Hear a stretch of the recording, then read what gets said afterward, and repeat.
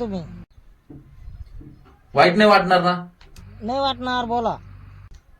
तुमची पोरगी राव इकडे आपल्या लॉजवर आली राव एका पोरासोबत. काय बोलता तुम्ही? हा ना राव. बरं या बरं या.